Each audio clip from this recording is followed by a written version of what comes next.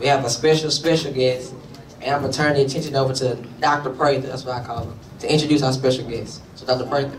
A little background, I met Will the first school I taught at, Charlottesville High School in Charlottesville, Virginia. Will and some friends had formed a band that I'm sure he'll tell you about.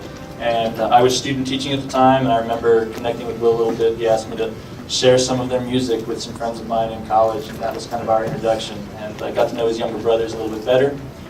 Will is now living in Nashville. His band, Parachute, has done really well. They're about to go on tour in March. And I got in touch with him and asked him if he'd like to come out.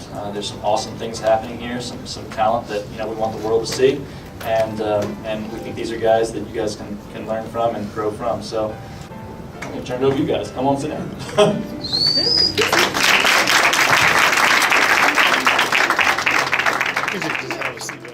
We started a band when I was 15 years old with my buddies. I'm sure a lot of you are about the age that we started. There were four of us who went to high school together, and then we met a guy in college. We started playing around town. We were so annoying that we eventually started getting shows places.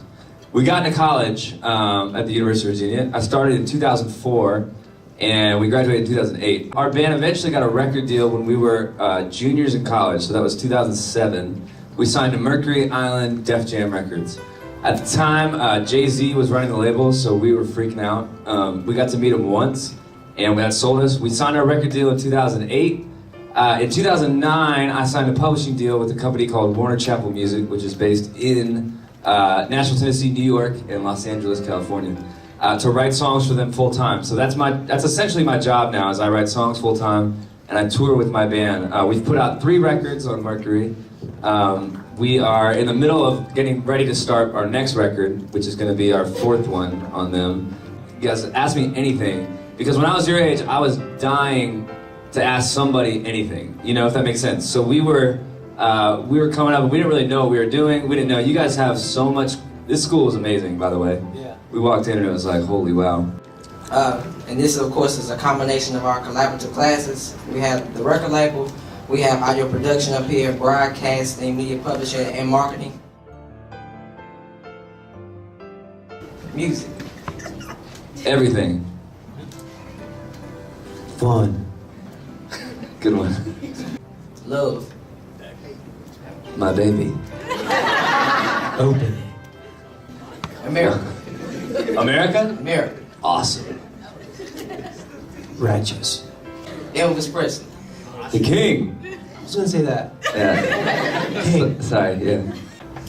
Bruce Springsteen. The boss. Inspirational. Y'all clap, because that was some... Thank you.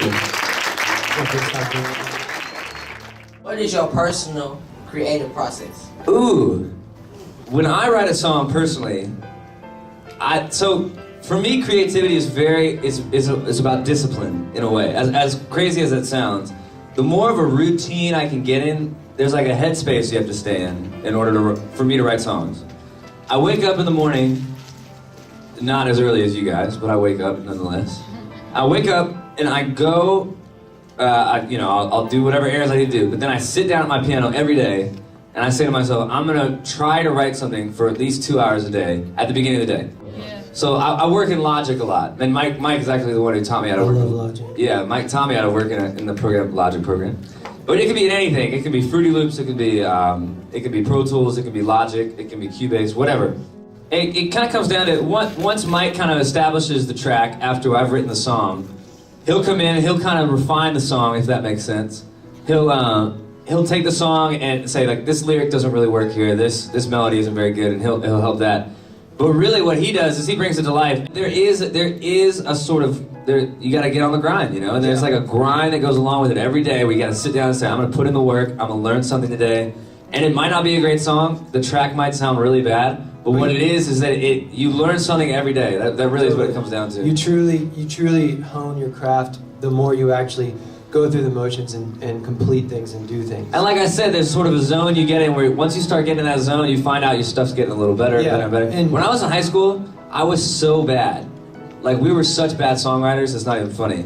And it's amazing to see how much Mike's improved on the production side of things too. And you guys have a leg up on all of us, for sure. I guarantee everybody in this room is better at what they do than I was back then. But it really comes down to, I think, for the creative process really comes down to, are you willing to put in the work? Yeah. And from there, you start learning. I'm still learning. I still don't think I know everything, and it's still fun, you know? It's like fun to learn every day, and Music's cool because there's no ceiling to it. You can always learn things, you can always get better at things, you can always find new ways to say something, new ways to mix something. Yeah, not to sound corny, but you can learn a lot. Yeah, it's amazing. Yeah. It's endless. There you go. Good morning. I just wanted you to share a little bit about how you turned 8 million YouTube hits into 8 million consumers. Ooh. 102,000 Instagram followers. We have 550,000 Facebook fans, and we have 150,000 Twitter followers or something like that. So that's a lot of people. But what I've realized is there's so much in the world of social media. For us, turning those 550,000 people who have said, I like your music, into people who are actually gonna buy the music, that's really hard to do because there's so much noise. You know, when you're, how many of you guys have a Twitter or Facebook? You know, obviously everybody here has something or other. Instagram, that kind of thing. You see so much stuff every day that if I post something, it's really hard to get you to pay attention to it, you know? So what I found is that I've started talking to our fans and I've said, hey guys, what do you like that we do, you know? And figuring out what your thing is, I think is really important. How do you establish yourself, especially visually or, you know, the way you're talking, the way you're communicating your music to your fans. So for us, I think it came down to, you know, they like our Instagram photos because they're funny and they're, you know, I don't know. It's establishing a connection with your fans as best you can. For me, if I feel like I know you and you say, hey, I'm putting out a record and I really like your music, I'm more willing to go buy your record or listen to your song. You know, and if you can establish that sort of connection with your fan base, whether it's 2 people or 500,000 people, it doesn't matter.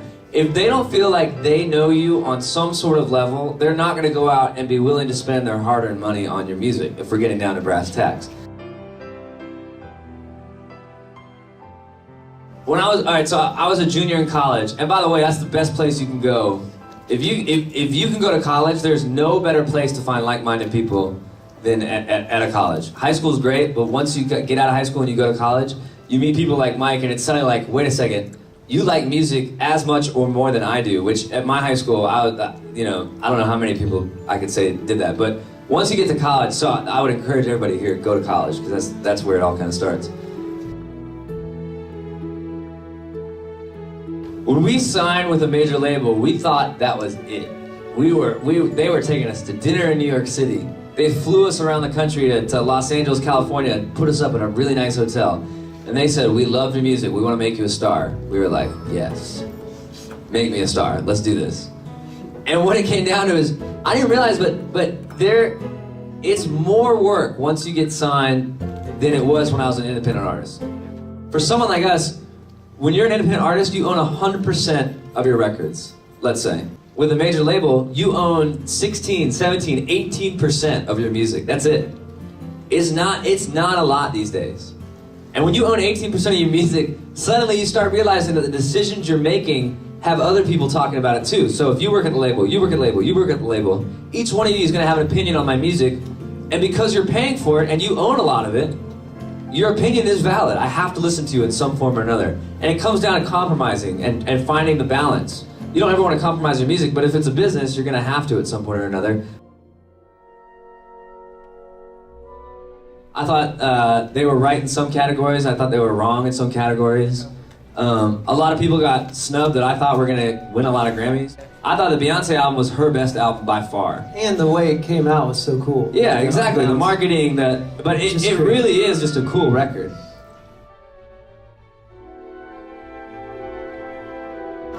I wake up early, generally like 9 a.m., let's say, and which is nice. What time do you guys start here, by the way? 7. Woo! What time do you guys wake up? 6:30. Come on, Mr. President. We need to reform some things. The school that I met Mr. President, we started at 9 a.m. And I lived right next to the high school, so I could leave at 8:50. I could wake up at 8:55 and be on time. Hi, what's your name? Amari. Nice to meet you. Nice to meet you. Just like a yes or no answer. Just listen to songs like She's Love and Winter Love. Did your previous relationships inspire you? Yes. Yes? Okay. Yeah, for sure.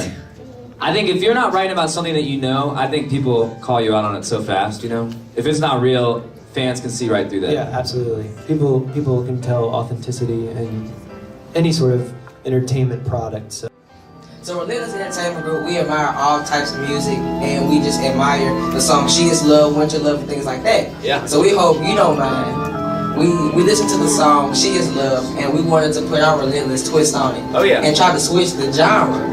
And so we have one of our Relentless affiliates, Mr. Brendan Joy from Hillsborough High School, to sing our rendition of She Is Love. So we hope you all enjoy it. It's awesome.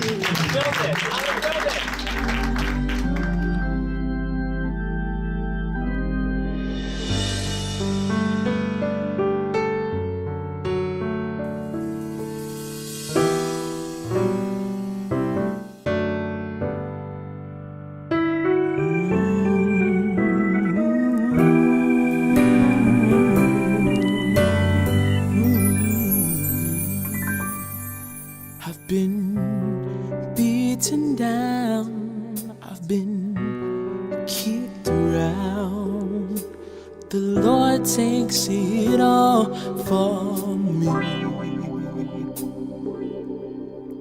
And I lost my faith in my darkest days, but He makes me want to believe.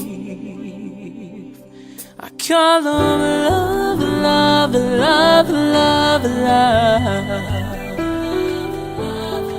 I call on love, love, love, love, love. I say God is love, yes, He's all I need. He is all I need.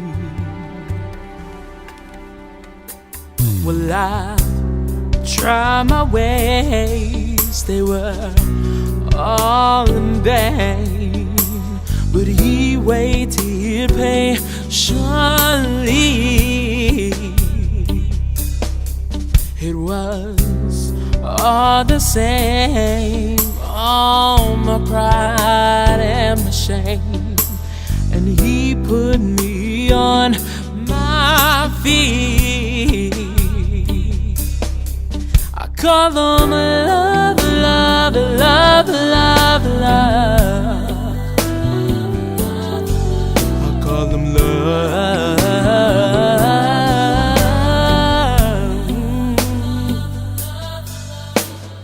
God is love, she's all I need.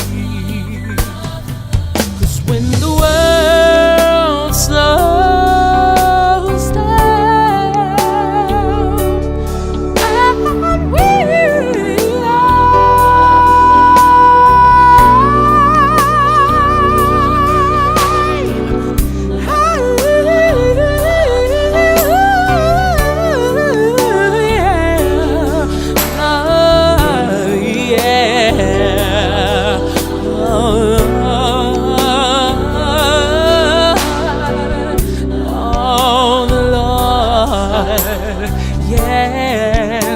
said He